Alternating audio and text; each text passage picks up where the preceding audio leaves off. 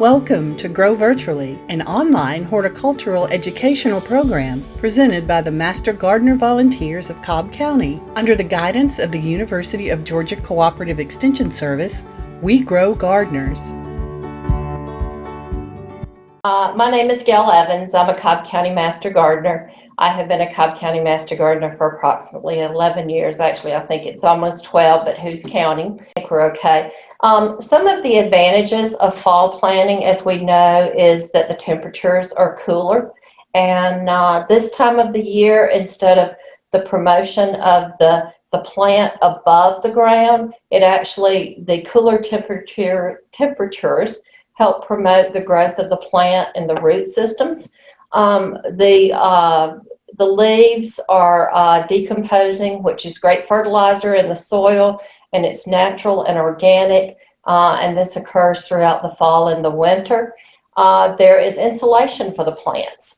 We provide mulch during the summertime for the protection of the plants and retaining water. But now that we have the leaves and the compost that is being created, we have a great protection of the root system. The water is more abundant during the winter, the fall and winter time, so this gives great moisture for the roots to grow.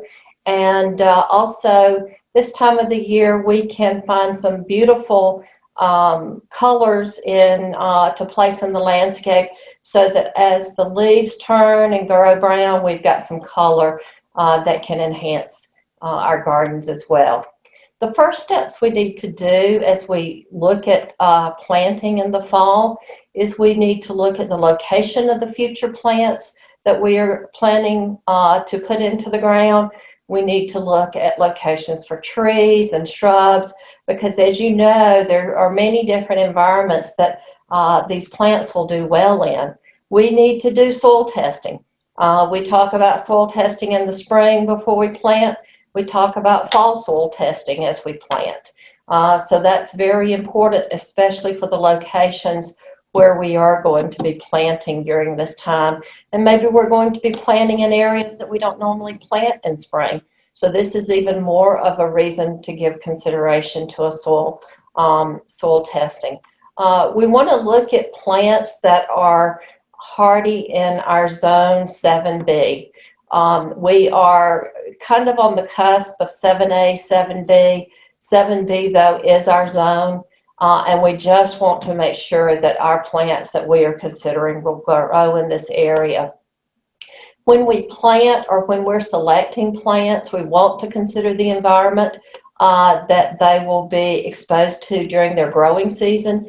Is it a plant that likes sun? Is it a plant that likes shade? Is it a plant that likes dry? Is it a plant that likes wet? Or is it a plant that will tolerate any normal environment in our landscape? Garden bed preparation. As we are looking at our beds from the spring and the summer, and we know that there are plants that are dead, we can pull those up and we can put them in our compost piles. And those will be very resourceful for compost as we get ready to think about planting in the spring and the summer of next year. We can also take the leaves and mulch them and put them around the newly planted trees and shrubs and flowers to insulate the roots. If it's a vegetable garden and you pulled up the plants that you had during the summer and you're getting ready to discard them, you can look at using red clover or winter peas. And these will help promote and provide nitrogen to the soil, and also help prevent erosion of the soil during the winter months. One of the things that these are also very good for is for pollinators. As we think about pollinators this time of year, we say, well, Gayle, we don't have butterflies and some of our bees are gone, but no, all of our bees are not necessarily gone. We do have ants and flies and different things like that we will see, and some of these are pollinators as well. So we really have to think about that and the value of our pollinators will provide using the cover crops. Another very important thing as we look at ground cover during this time in this for summer is it will reduce the weeds in our beds during the dormant times. And I'm not sure about you, but I have had a lot of problems with weeds this summer, and that's probably one of my major fall chores is to kind of remove those and eliminate the opportunity for them to grow come springtime. So the first thing that we think about, especially this time of the year, are our annuals. And, you know, all of our spring and summer flowers are dying or beginning to droop. So we want to think about some of the annuals that are available out in the garden centers to purchase and use in our landscapes. One of my favorite is the violas. And I love their little faces. I love the colors of their faces. I love pansies, but I do love the sweet violas and the clusters of blooms that they provide in the garden this time of the year. Snapdragons is another one. Beautiful yellows, purples, whites, pinks, just a great variety of pastel colors. And even some burgundy colors that we can find in the snapdragons. Dusty Miller is a great plant to add as an accent, and we'll see an example of a Dusty Miller in just a minute. But Dusty Millers will have a tendency to live year-round as well when planted properly. Many of us are using decorative kale and decorative cabbage. They provide a plant that is an abundance of ground covering or space and are very beautiful during this time of the year as well. So some of the containers that I would just kind of wanted to show you, and I think we need to not forget about container gardening this time of the year, because while your garden space or your soil may not be conducive to planting fall plants, container gardenings are an excellent way to showcase color and to spruce up your landscape this time of the year. Maybe it's easier for you to plant in container garden as we are all getting older. As you can see in the first one, we have the cabbage, we have pansies, and we have a grass, an evergreen type grass that you can find at the garden centers. The one to the right, you can see the Dusty Miller, and we have a couple of perennials in here as well, which we'll talk about in just a few minutes. But there's a couple of different really good fall examples of fall container gardens that you might want to consider. There is a publication also that talks about container gardening from the UGA extension that we'll talk about shortly, but these are just some great examples that I thought I would bring to you tonight. As you're looking at your beautiful begonias and impatiens and geraniums and some of your annuals that you have in your landscape or in your garden at the moment, you might choose to overwinter them. And you say, well, Gayle, they get leggy and that's just not appropriate for me to do. But you can actually take cuttings of these. Many of these, you can take cuttings and put them in some loose garden soil and take them in and provide, the minimal sunlight to them. They will root and they will be ready to plant next spring. One of my favorites that I do this is the dragon wing begonia.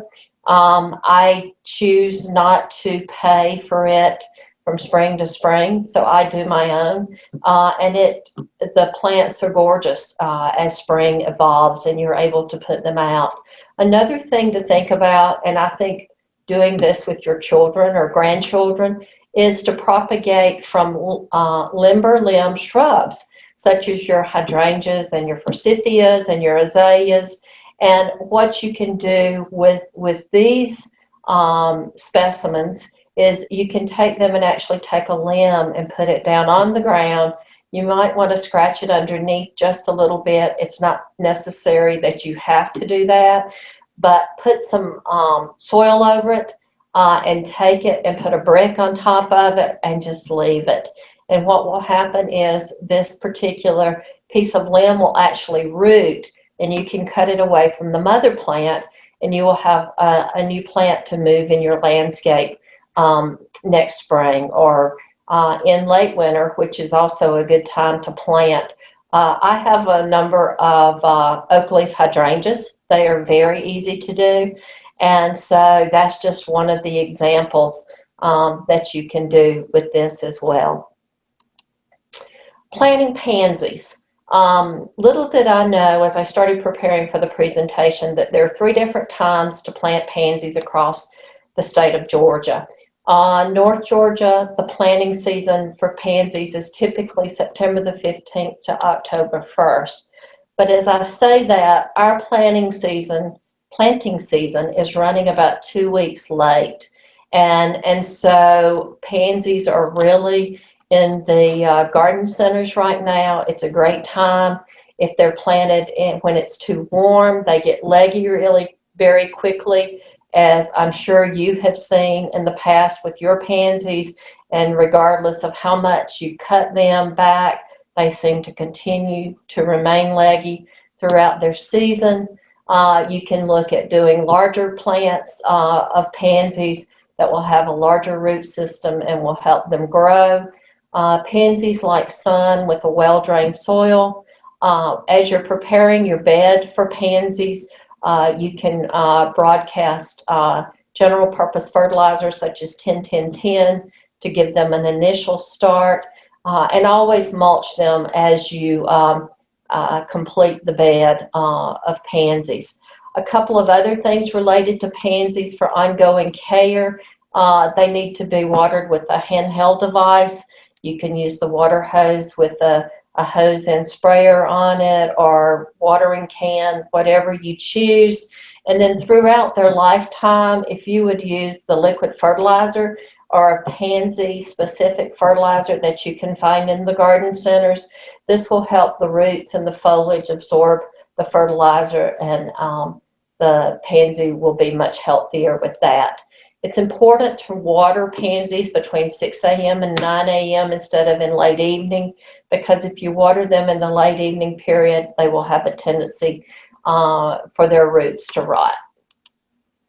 Soil bag planting. As I was preparing for the topic tonight, I ran across the process of planting, and specifically thinking about your flowers, your pansies during the fall and winter time. But I ran across this method, and I've actually used it before myself in my landscape to do this very thing in planting lettuce and your various greens during the fall and winter. But it would be a great idea to plant pansies or snapdragons or violas, and you simply take a bag of potting mix, and you take one side of the bag of the potting mix and you put drainage slits into the bag on that side. You take it, flip it over, and once you flip the bag over, you open it up such that you've got 2 to 3 inches left on each side of the bag. Once you do that, you're ready to plant your plants. And then you can simply take it and mulch this particular bag of potting mix, and you have a raised bed regardless of where you want to put it. So this is good for annuals. This is good for vegetables. This can be used in the fall. It can be used in the spring. Just a great idea. It's really good, especially if you're living in a condominium and have a small terrace in the back, that maybe you want something but you don't have the garden space to put it. This would be an excellent idea to give you that raised bed without having to have a specific spot to make that bed. And I really do like this idea and would highly recommend it. It's also a fun one to do with your kids and grandkids, again, because we want to involve them in gardening as much as possible. This is an excellent thing to do with them as well. Perennials. One thing that I failed to tell you as I started introducing myself tonight, I'm a lover of perennials and I'm a lover of natives. So this is one of my favorite plants this time of the year or any time of the year. So I wanted to kind of give you some of my thoughts for perennials. It's a great time to deadhead your perennials and possibly use your seeds from your blooms and keep them dry until next year. And you can put them in the ground, or you can propagate them through seed propagation in a propagation soil, or you can simply take the seeds, because most of them will actually have a hard shell around the actual seed and they will overwinter on the ground. So you can take them and disperse them in your landscape where you desire, and they will actually germinate next spring. But now is the time to do that. When you're looking at planting perennials, if you will take the crown of that plant, which is the very top right before the plant as it comes out of the root, and if you would plant it at the soil level or just below the soil surface, that is the proper way to put them in the ground. Also, when you do this, it's important to untangle the roots, which if you will take them and pull the roots out of the pot and then separate them in 4 different sections, which is the way I do mine, and then take it and set it in the ground. That is that's real important, so that the roots will begin to disperse and make them stronger. Make sure you mark the plants where you have planted them, because as I mentioned, they will go dormant, and you will need to know where they are for next spring. So that is important. Water well if it's a drought time during the winter and the fall, so that the roots will get their nourishment. Make sure you mulch them, and do not fertilize perennials until the spring. Just to give you some of my favorites, and that's I always like to share. The first one that you see on my left is the heuchera, or the coral bells. This particular perennial comes in all shades. You can find the burgundies, as you see in the picture.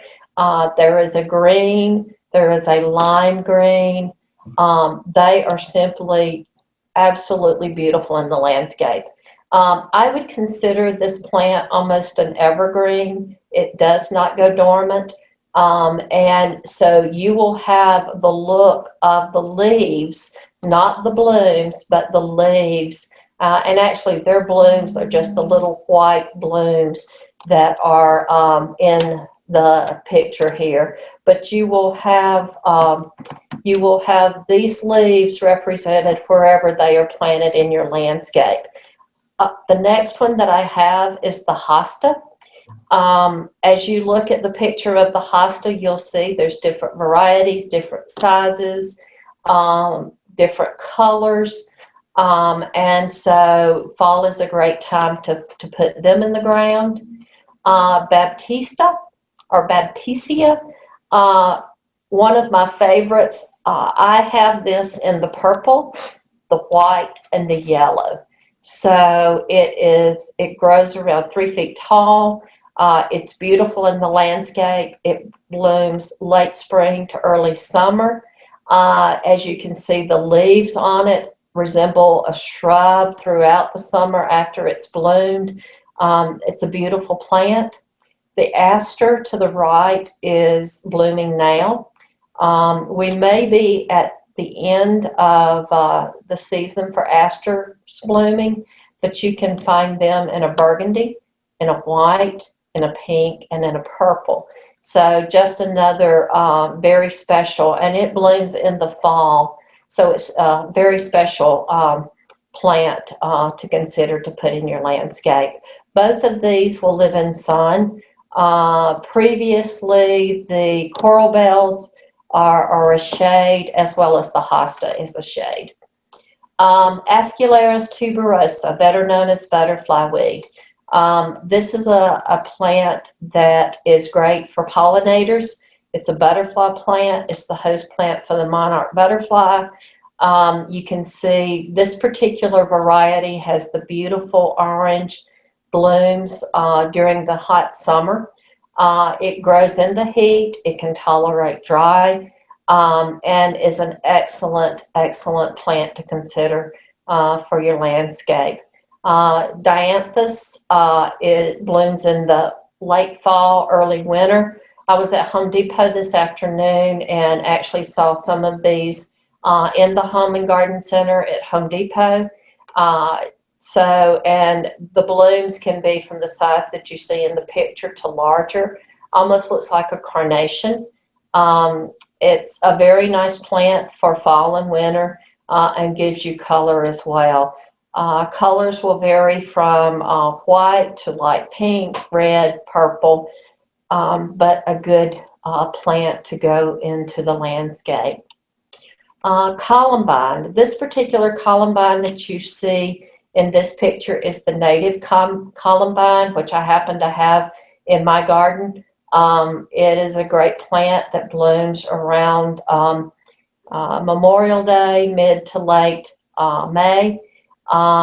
It does tolerate shade and has pretty much will tolerate dry feet, not so much wet feet because there is a bug that will get into this, but it's a really good, interesting, the leaves look almost like a 4-leaf clover with 3 lobes, if I remember correctly.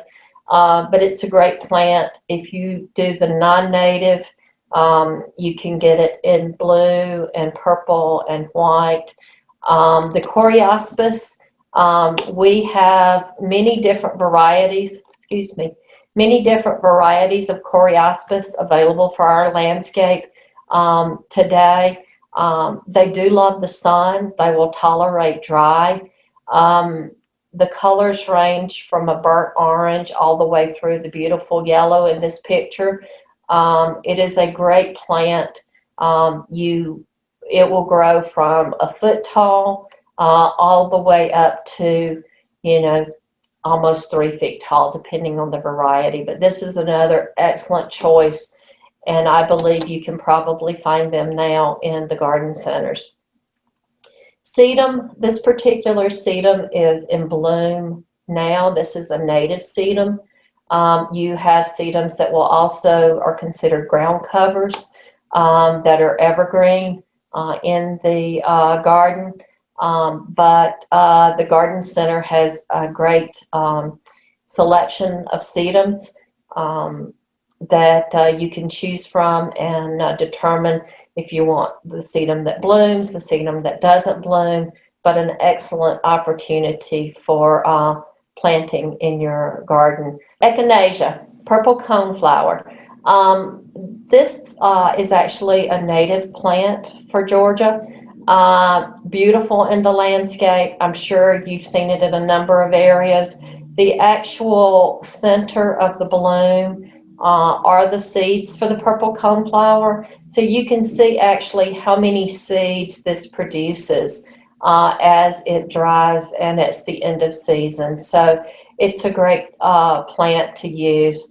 These are anywhere from, I would say, 24 to 32 inches tall and a great specimen as well. Helleborus or Lenten rose, my favorite winter flower. These flower around Christmas time. They can be up to approximately 24 inches tall. This is a variety of Lenten rose that the bloom actually turns a bit upward. Typically, you would have to move the leaves of this particular flower to actually see the blooms.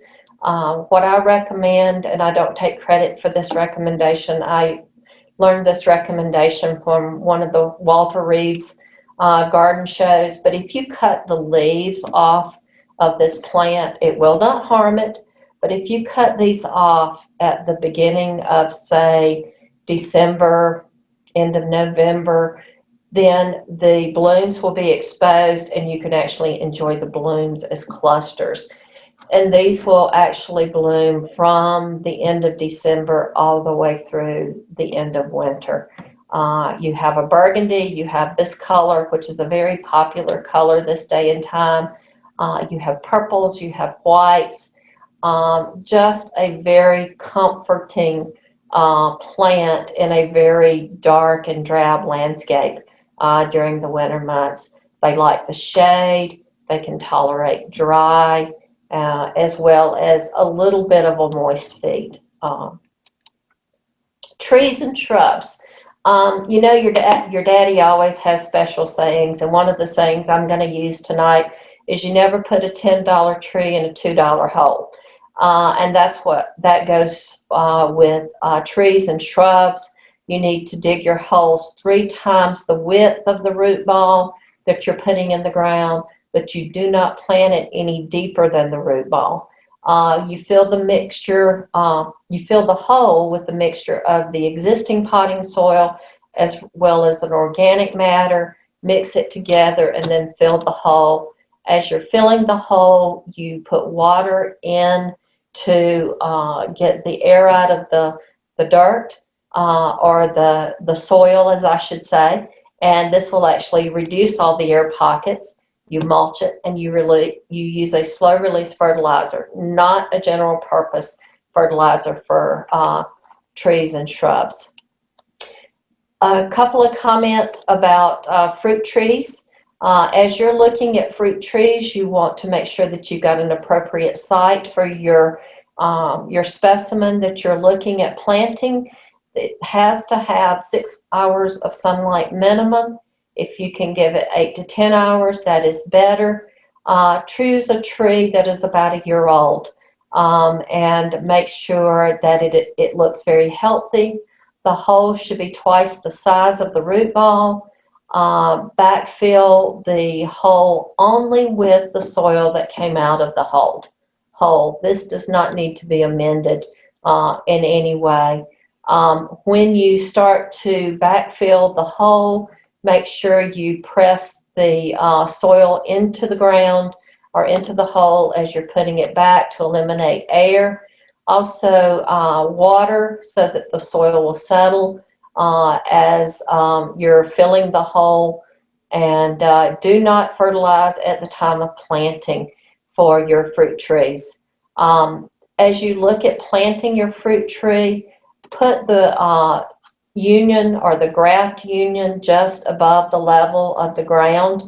The graft union is where the roots of the host plant end, or the shaft of the host plant ends, and the graft of the hybrid is grafted on top of it, and you have your fruit tree prepared for you. And also it's important to trim this tree once you get it into the ground so that it doesn't focus on growing existing limbs, but that the new growth will present a better opportunity for fruit. Plant division. As we know, we hear about dividing our hostas and our daylilies, daffodils, iris, peonies this time of the year. I'm not going to go into any detail. I have a bulb publication at the end of the presentation under resources, as well as a couple of other publications that will guide you in how to divide these plants this time of the year.